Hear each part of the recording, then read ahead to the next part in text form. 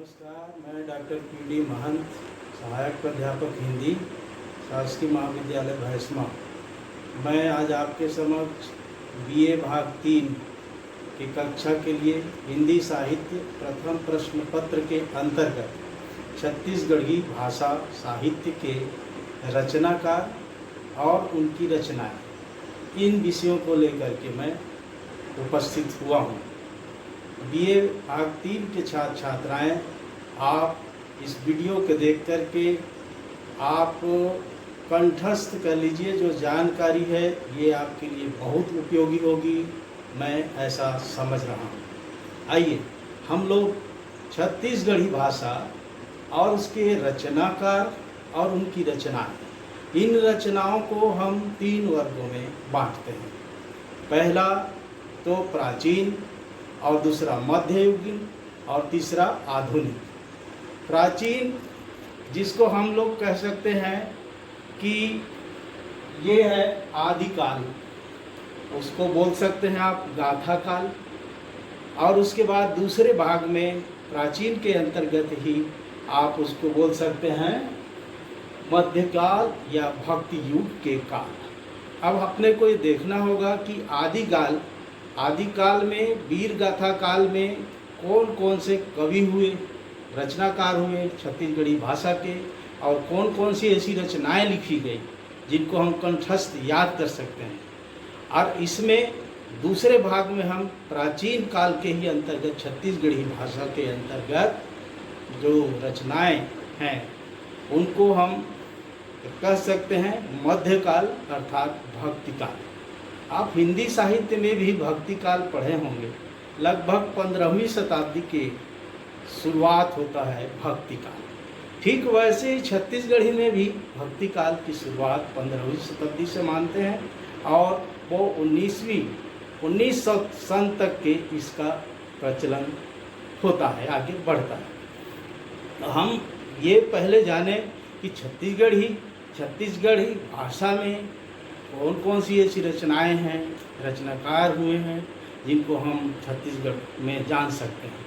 तो मैं एक आपको विशेष जानकारी देना चाहता हूं कि छत्तीसगढ़ एक ऐसी उर्वरा भूमि है, तपोभूमि है, कृषक वर्गीय जगह का, धान का कटोरा कहा जाने वाला जगह है, और जंगल, पहाड़, रूख, राई से भरा पड़ा है।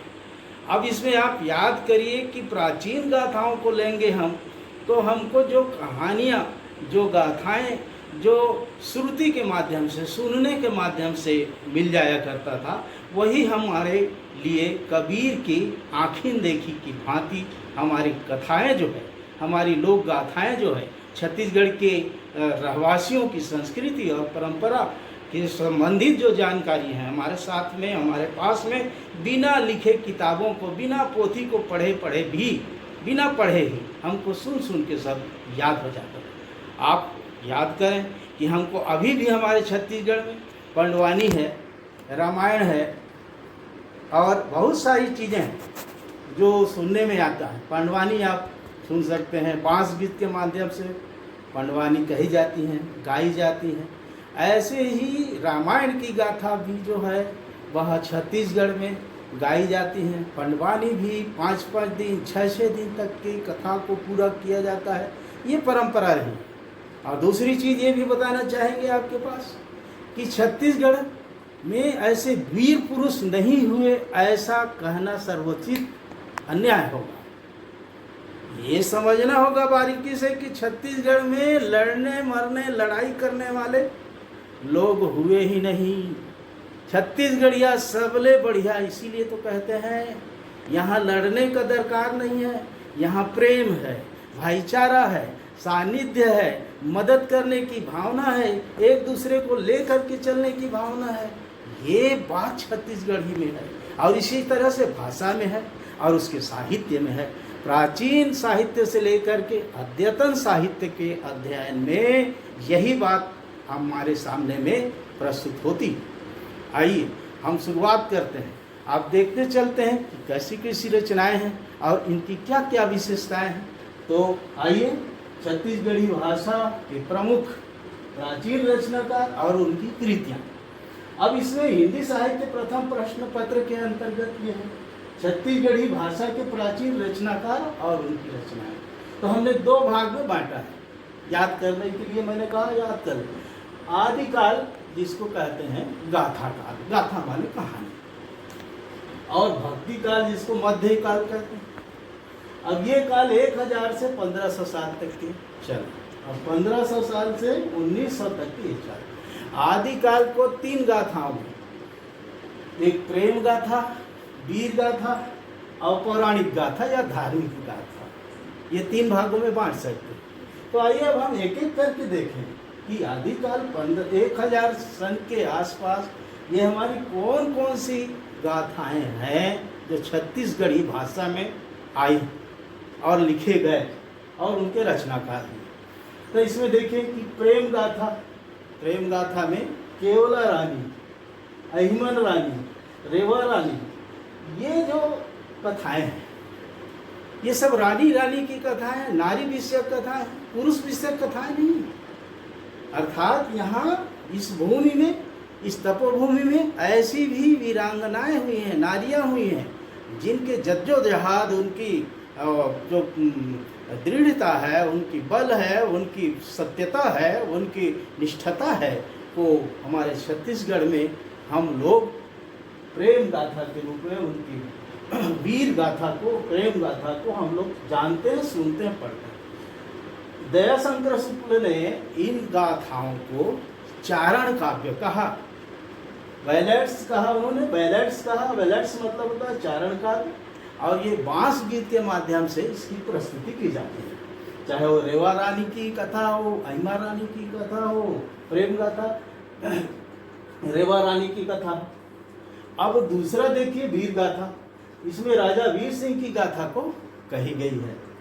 और पौराणिक गाथा, धार्मिक गाथा में फूलवासन और पंडवानी। फूलवासन क्या है?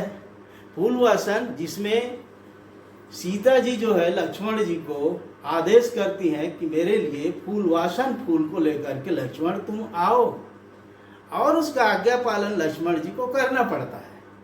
लक्ष्मण जी जाते हैं और सीता जी के लिए निर्देशानुसार, आदेशानुसार फूल को लेकर के आते हैं, समर्पित होते हैं अपने भाभी के लिए। इस गाथा को फूलवासन कहा गया। अब ये कहानियां जो है, ये जो धार्मिक हमारे पुराणों में और धर्म से संबंधित जो बातें कही गई है वह रामायण से ली गई है। अब रामायण में, ये रामायण की कथा में ही सीता और लक्ष्मण पात्र प्रस्तुत होते हैं। उसी तरह से आप देखिए कि इसमें पंडवानी जो है मूलतः महाभारत की कथा है, कौरव पांडवों की गाथा है, कृष्ण की गाथा है। अब इस गाथा को पंडवानी के माध्यम से यहाँ पर प्रस्तुत किया गया है, तो ये महाभारत की कथा है। अब पांडवानी में द्रौपदी जो है वहाँ अपने मायके जाने के लिए अर्जुन को कहती हैं कि मुझे अपने मायके में पहुँचा दीजिए। अर्जुन जो है द्रौपदी की बात को मान करके उसे अपने मायके पहुँचाने के लिए जाते हैं, उद्धत होते हैं। अब उसमें वो क्यों द्रौपदी जो है जाती हैं? इसलिए जाती हैं कि वहाँ पर तीजा का पर्व उनको रखना होता है। अपने मायके में जा कर के तीजा का पर्व रख करके कृष्ण वहाँ शिव जी की आराधना करना है, और अपने पति के लिए व्रत रखने के लिए वो तीजा पर्व मनाने के लिए वो जाती हैं। तो यहाँ छत्तीसगढ़ी में इसीलिए तीजा का जो सूत्रपात हुआ, प्राचीन गाथाओं को अभी भी हमारे जीवंत रूप में आज तक छत्तीसगढ़ के लोग, यहाँ के नारियाँ जो है, पति धर्म के पालन करने वाली नारियाँ जो है मनाती हैं। और इसलिए इस कथा का, धार्मिक कथाओं का हमारे छत्तीसगढ़ में विशेष महत्व है।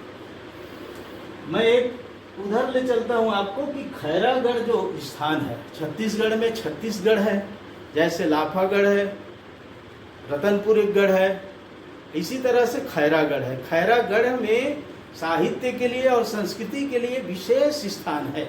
आज भी वहाँ विश्वविद्यालय है। आप देखिए छत्तीसगढ़ में एक ही विश्वविद्यालय है, वह संस्कृति को लेकर के है। अब देखिए इसमें खैरागढ़ के चारण कवि दलराव की जो प्रथम कविता है, इनके जो ये भी एक चारण की तरह से थे और अपने राजा के उसमें शौर्य में उसके बढ़ाई के लिए वो लिखते थे रचनाएं। लक्ष्मी निधि राय को राजा को संबोधित एक कविता है दलराव की, और वो लिखते हैं कि दल निधि राय सुनो चित्त दे, दल निधि राय सुनो चित्त दे, गढ़ छत्तीस में न गढ़ैया रही। ये कितनी बड़ी बात लिख रहे हैं कि छत्तीसगढ़ में कोई गढ़ने वाला नहीं रहा, मर्दुनी रही नहीं मर्दन के फेर, मर्दन करने के लिए भी चक्कर में, लड़ाई लड़ने के लिए भी ये कोई नहीं रहे, हिम्मत से न लड़ैया रही, अर्थात हिम्मत के साथ में लड़ने वाला कोई नहीं रहा। इसी चीज को मैं बता रहा था, हिम्मत से न लड़ैया रही, अर्थात छत्तीसगढ़ में मार काट लड़ाई लड़ने वालों की संस्कृति, यहाँ की भाषा, यहाँ की संस्कृति, यहाँ की परिपाटी, यहाँ की परंपरा में बिल्कुल नहीं रही है। दोस्तों आप इस बात को जानिए। आज भी इसीलिए तो बोलते हैं कि छत्तीसगढ़िया सबसे बढ़िया। लड़ने मारने मरने की स्थिति उन लोगों में कभी जन्मजात नहीं रही। तो रही क्या है? भक्ति कर रहा है, श्रृंगार कर रहा है, भावना की रही है, श्रृंगारता की रही है, गीत की रही है, संस्कृति की रही है। ये भावना यहाँ पनपी है शुरू से। और आप देखिए कि खैरागढ़ में इनके बाद मानिक राव हुए, फिर सुंदर राव कवि हुए, हरिनाथ राव हुए, धन सिंह राव हुए, बिसाहू राव, कमलनाथ राव, ये सब हुए हैं खैरागढ़ के नामी लोग जिन्होंने छत्तीसगढ़ की भाव भूमि को साहित्य रचना में बहुत आगे बढ़ाया है। इनको जानना चाहिए, इनकी रचनाओं को एक एक को तलाशने की जरूरत है। हमने देखा कि पहले भाग में हमने वीर गाथा काल को देखा, प्रेम गाथा काल को देखा और धार्मिक पौराणिक गाथा को देखा। दूसरे काल में प्राचीन काल के ही कवि छत्तीसगढ़ी भाषा के हुए, जिनको भक्ति काल या भक्ति युग कहा गया। इस युग में वीरता और श्रृंगार से संबंधित रचनाएं लिखी गई। अब वो रचनाएं फूल कुंवर की रचनाएं हुई, जो एक शौर्य के लिए, वीरता के लिए ऐसी नारी थी जो मुसलमानों से टक्कर ली। अब यहाँ तक कहा गया है कि फूल कुंवर ऐसी वीरांगना हुई छत्तीसगढ़ की कि इनको रानी दुर्गावती की तरह इनको संज्ञा दी जाती है, उससे भी महान। और ये अपने छत्तीसगढ़ के लिए, अपने भूमि के लिए, अपने सीमाओं के लिए ये मुसलमानों से टक्कर ले ली, ऐसी बात कही गई है। इसी तरह से कल्याण साय की गाथाएं हैं, जो गोपाल गीत जो चारण कवि था, उन्होंने उनकी कथाओं को रत्नपुर उस समय की राजधानी थी, तब ये उन गाथाओं को उन्होंने गाया था। इसी तरह से श्रृंगार की गाथा में आप लोग लोरिक चंदा की कहानी, ढोला मारू की कहानी, भरतरी की कहानी, भरतरी राजा भरतरी थे, सुन ले राजा भरतरी का, सुन ले समद राजा भरतरी राजा की कहानी इतनी प्रसिद्धि प्राप्त करी है। और इसी तरह से लोरिक चंदा की गाथा जो है, और ढोला मारू की कहानी, नागेश्वर कन्या की कहानी, मैंने तो अपने बाल्यकाल में लोरिक चंदा को देखा था। रात भर हम लोग ऐसी गाथा, ऐसी वीरता, ऐसी प्रेम, ऐसे श्रृंगार की कहानी, लोरिक और चंदा के अमृत प्रेम को सुन करके हम लोग दर्शक लोग रातों आंखों आंसू की धारा बहने लग जाती थी। तो ऐसी वो कथा है, ऐसी वो अभिनय है, वैसी मंचित किया जाता रहा है। आप कभी देखिए लोरिक चंदा, ढोला मारू, नागेश्वर कन्या, भरथरी की कथा और सरवन की गीत है, ये सब श्रृंगार से, वीरता से कहीं न कहीं पृष्ठभूमि छत्तीसगढ़ की गौरव गाथा को गुणगान करती हैं, छत्तीसगढ़ की साहित्य को संवर्धित करती हैं और वहाँ के रचनाकार। अब दूसरे वर्ग में देखिए धार्मिक और सामाजिक और भक्ति के गीत। इसमें मैं बताऊंगा कि यहाँ पर हरबोलवा आप सुने होंगे, प्रश्न में भी आता है आपके कि हरबोलवा है क्या। तो हरबोलवा वो चीज़ है जिसको आंसू कविता कहते हैं। पेड़ में चढ़ करके भिनसरहा यानी 4 बजे के समय जा करके अपनी रचना स्वविवेक से रचना किया जाता है। ऐसे कवि को, आंसू कवि को हरबोलवा कहते हैं। सुने होगे आप, बूंदेले हर बोलो के मुँह सुनी हमने कहानी थी, खूब लड़ी मर्दानी वह तो झांसी वाली रानी थी। तो इस तरह के आसिफ कवि हर बोलो के माध्यम से गीत गाया करते थे, उसकी रचनाओं को आज हर बोलवा कहा गया। इसी तरह से छत्तीसगढ़ में रामलीला, कृष्ण लीला, हरिश्चंद्र की गाथा, सुरुओं की, ध्रुव की, प्रहलाद की और मोहरा ध्वज की गाथा गाई जाती है। अब आइए भक्ति धारा में, यहाँ पर छत्तीसगढ़ के प्रथम कवि कविता की संज्ञा जिनको दी जाती है वो है संत धर्मदास। अब ये धर्मदास बांधवगढ़ से, मध्य प्रदेश से छत्तीसगढ़ की भूमि में आए थे और यही उन्होंने अपनी कविता छत्तीसगढ़ी के पद गाए थे। उनके पद आज भी पठनीय हैं, पढ़ने योग्य हैं और उन्होंने एक तरह से अध्यात्म की तरफ जागृत किया, आत्मा और परमात्मा की तरफ जागृत किया लोगों को और गुरु को प्रथम स्थान उन्होंने दिया। और इसी तरह से गुरु घासीदास बाबा भी यहीं अवतरित हुए, उनको छत्तीसगढ़ का प्रथम संत कहा जाता है और वो भी उनकी कविताएं और उनकी रचनाओं को हम लोग देखेंगे, जानेंगे।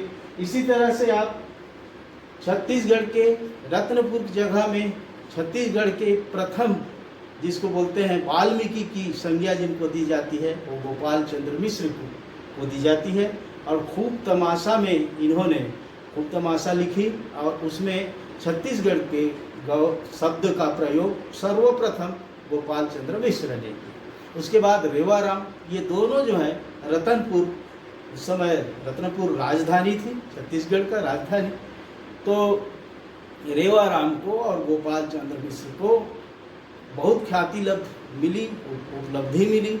हालांकि ये छत्तीसगढ़ी में रचना नहीं लिखे, ये जानने योग्य बात है, लेकिन छत्तीसगढ़ की महिमा को तो इन्होंने मंडित किया, इसलिए उनका नाम जानना भी बहुत जरूरी है, इसलिए यहाँ पर गणना किया गया।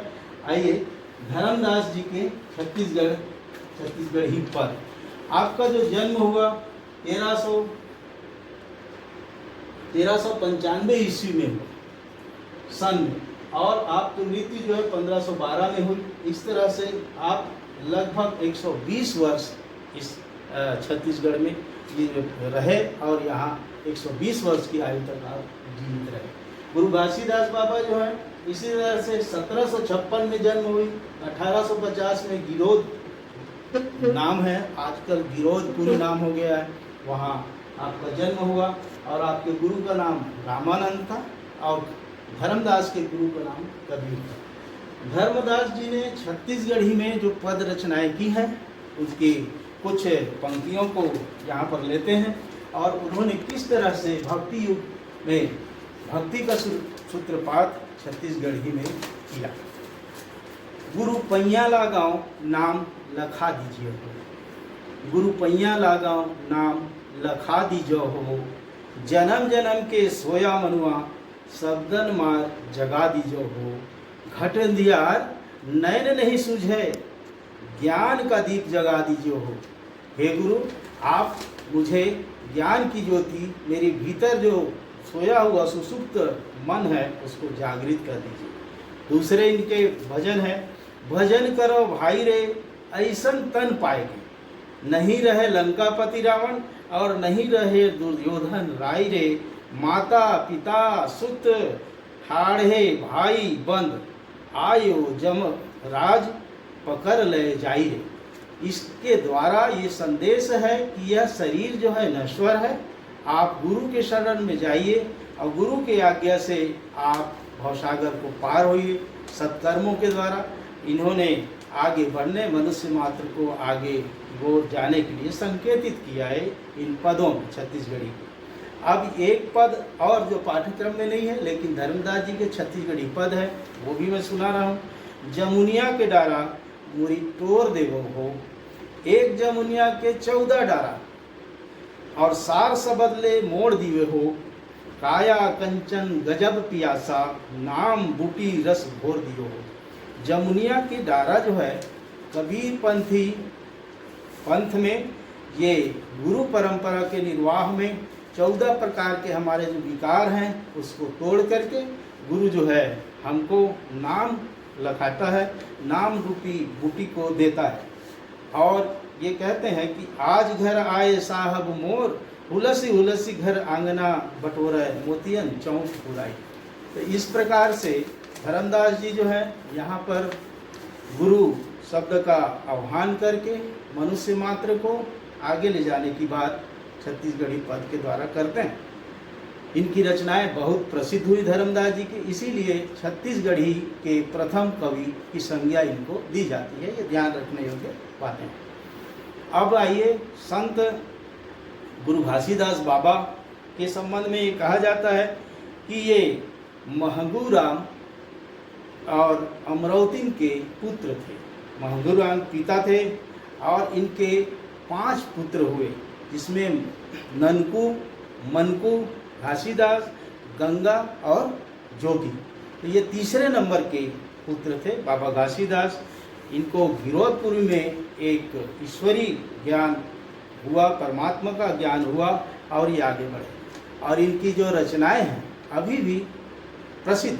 वो कहते हैं कि घट घट में बसे है सतनाम, खोजेल हंसा कहाँ पावे रे। फिर वो बोलते हैं चलो चलो रे हंसा, अमर लोग जैबो, यहाँ हमारो कोई नहीं है। फिर वो बाबा संदेश देते हैं तोर हंसा फंसे है माया जाल, साहब सतनाम ले ले हो। तोर हंसा फंसे है सतनाम माया जाल, साहब सतनाम ले ले हो। जीवन मरना नहीं है कछु हाथ, साहब सतनाम ले ले। अर्थात हमारा जो मृत्यु है, जन्म भी हमारे, कुछ भी हमारे हाथ में नहीं है, इसलिए आप सतनाम को ग्रहण करिए। ये बोलते हैं कि नर नारी गावें, अमर पद पावें, गिरिधपुरी जावें, दुख बिसरावें। ये कहा जाता है। और ये धर्मावलंबी जो सतनाम पंथ धारा के धर्मावलंबी सामाजिक जो क्रांति इन्होंने लाई, भक्ति की जो क्षेत्र में क्रांति लाई, धार्मिक भावना का यहाँ पर उद्भावना किया बाबा घासीदास जी ने, वो स्तुत्य है, प्रणम्य है और शिरोधार्य भी है।